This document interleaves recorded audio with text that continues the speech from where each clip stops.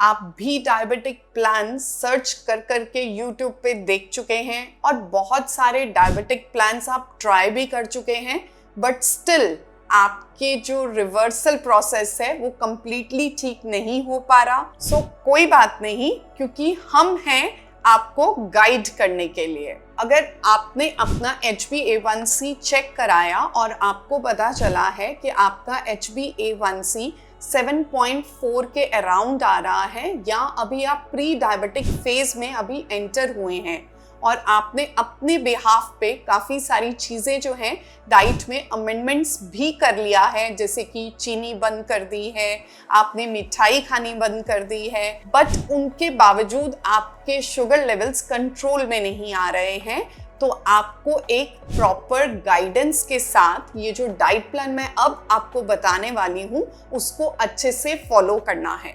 और अगर आप ये डाइट प्लान 1 मंथ के लिए प्रॉपरली फॉलो करते हैं हमारी गाइडेंस के अंडर, तो डेफिनेटली आप देखिएगा कि 1 महीने के बाद रिजल्ट्स आपके सामने होंगे। और आप हमें कमेंट में भी लिख के बता सकते हैं कि 1 महीने के बाद जब आपने हमारे थ्रू डाइट चार्ट किया तो आपका 1 मंथ प्रायर कितने ब्लड शुगर लेवल्स आ रहे थे और 1 महीने के बाद दोबारा चेक करने में उसमें कितना ड्रॉप डाउन हुआ है। तो चलिए बात करते हैं कि आपको अपनी डाइट को कैसे शुरुआत करना है। सबसे इम्पॉर्टेंट पॉइंट है कि हमारी डाइट को हमें एक प्रॉपर मील पोर्शंस में डिवाइड करना है। आप चाहें तो 4 मील पैटर्न से स्टार्ट कर सकते हैं और आप चाहें तो 5 मील पैटर्न से भी स्टार्ट कर सकते हैं। मेरे पास कम से कम ऐसे 1000 पेशेंट्स होंगे कि जिनको मैंने डाइट चार्ट वर्बली बताया और उन्होंने ये सिंपल टिप्स के साथ अपना डायबिटीज़ जो है वो कंट्रोल कर लिया है। सो अगर आपको ऐसा लगता है कि आप भी उसी कैटेगरी में हैं और आपका HbA1c 7.4 से 6.4 के बीच में वेरी कर रहा है, तो डेफिनेटली इस डाइट चार्ट से आपको बहुत ज़्यादा फायदा होगा। सबसे इम्पॉर्टेंटली फर्स्ट पॉइंट आप स्टार्ट करेंगे कि आपने अपना जो ईटिंग पैटर्न है उसका टाइमिंग फिक्स अप करने की ज़रूरत है।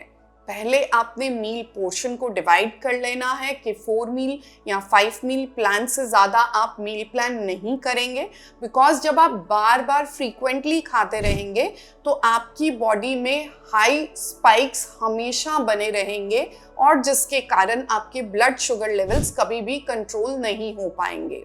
सो ये आपकी चॉइस है कि आप 4 मील प्लान पे कंफर्टेबल हैं या 5 मील प्लान्स पे कंफर्टेबल हैं। सेकंड नंबर पे आपको अपनी डाइट में जो सबसे पहली मील है उसको प्री डिसाइड करके चलना है, क्योंकि सडनली अगर हम सोचें सुबह उठ के कि अब हम क्या बनाएं, तो हम हमेशा रैंडम चीज़ें या बहुत इजी चीज़ों को एंड अप करते हैं, जैसे कि हमने म्यूसली खा लिया या फिर हमने फटाफट ब्रेड टोस्ट बना लिया, और ये सब चीज़ें आपके शुगर लेवल को डिस्टर्ब कर देते हैं। और अगर आप भी बाकियों की तरह पोहा से अपने दिन की शुरुआत कर रहे हैं तो ये गलती आप कभी मत करिएगा, क्योंकि पोहा आपके ब्लड शुगर लेवल्स को सडन स्पाइक देगा और नॉर्मलाइज होने में भी पूरा दिन लग जाता है। सो इसीलिए डे 1 पे जब आप अपना डाइट स्टार्ट करेंगे तो सबसे पहले आप एक डिटॉक्स वाटर को स्टार्ट करेंगे, जिसमें कि आप कोई भी लिवर क्लिनजिंग डिटॉक्स वाटर ले सकते हैं या फिर आप ग्रीन टी से भी अपने डे की स्टार्ट कर सकते हैं। ब्रेकफास्ट के अंदर आप इडली या फिर आप दाल का चीला या फिर स्टफ्ड रोटी को भी प्रेफर कर सकते हैं। और अगर आप नॉन वेजिटेरियन हैं तो एग्स वगैरह से भी आप अपना डे स्टार्ट कर सकते हैं, बट प्लीज़ इसके साथ ब्रेड को अकम्पनी मत करिएगा, अदरवाइज शुगर लेवल स्पाइक देगा। देन उसके बाद जो मिड मील्स आपकी आती हैं उसमें कुछ भी लिक्विड्स को आप प्रेफर कर सकते हैं, जिनके लिए आपकी बॉडी को एक सेपरेट अमाउंट में इंसुलिन प्रोडक्शन करने की ज़रूरत नहीं पड़े। सो ग्रीन टी हो गया, लेमन वाटर हो गया, कोकोनट वाटर हो गया, इन चीज़ों को आप थोड़ा थोड़ा सिप करके कंज्यूम कर सकते हैं। लंच टाइमिंग्स में आप एक सैलड का पोर्शन, अपना कार्बोहाइड्रेट का पोर्शन जैसे कि चपाती या भाकरी या फिर आप कोई भी मिस्सी रोटी को अपनी डाइट में ले सकते हैं, और इसके साथ आप एक सैलड का पोर्शन ज़रूर ऐड करेंगे। और कोशिश हमेशा ये कीजिए कि आप अपनी डाइट को स्टार्ट करने से पहले सैलड को पहले कंज्यूम करना शुरू करिए। और अगर आपको लगता है कि आपको एक चपाती और कंज्यूम करने की ज़रूरत लग रही है, तो उस फेज में आप सबसे पहले सर्विंग ऑफ सैलड को रिपीट करिए एंड देन एक्स्ट्रा चपाती को ऐड ऑन करिए, क्योंकि अगर आप एक्स्ट्रा चपाती को ऐड ऑन पहले कर लेंगे तो उससे आपका मील प्लान टोटली डिस्टर्ब हो जाएगा और sugar level out of range चले जाएंगे। नेक्स्ट आता है इवनिंग स्नैक। ये सबसे इम्पॉर्टेंट टाइम है क्योंकि मैक्सिमम क्रेविंग हम इसी टाइम पे लेके आते हैं और हमें ज़्यादा कुछ खाने की इच्छा रहती है।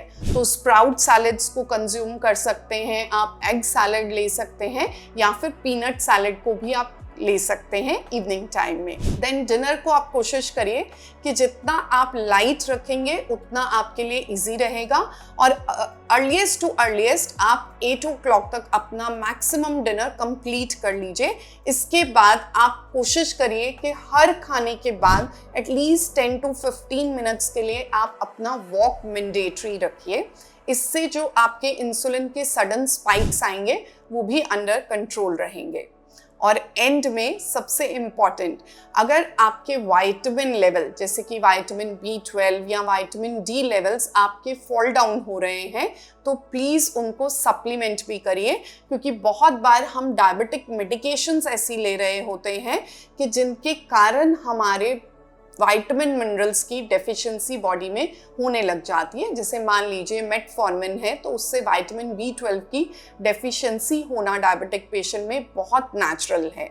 सो सप्लीमेंट्स को भी ऐड करिए और इनसे डरिए नहीं, क्योंकि ये सप्लीमेंट आपकी बॉडी के लिए बेनिफिटेड हो सकते हैं। सो बेसिकली आपको अपनी डाइट में विटामिन्स भी ऐड करने की ज़रूरत है, जैसे कि vitamin D. So vitamin D body में इंसुलिन रेजिस्टेंस को कंट्रोल करने में हेल्प आउट करता है। सो विटामिन डी में नॉर्मली लोग जो है वो मिस्टेक करते हैं कि वो बिग डोजेस लेते हैं और वीकली उसको रिपीट करते हैं, बट जेन्युइनली आपको बताती हूँ इसका कोई फायदा नहीं है, क्योंकि इतना ज़्यादा हैवी डोज बॉडी एब्जॉर्ब ही नहीं कर पाती।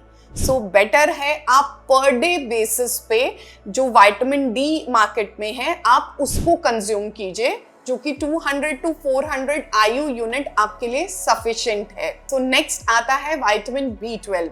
सो विटामिन B12 हमारी बॉडी के लिए बहुत इम्पॉर्टेंट है। सो ये हमारी बॉडी के जो मेटाबॉलिज्म का प्रोसेस है उसको कंप्लीट करने में हेल्प आउट करता है।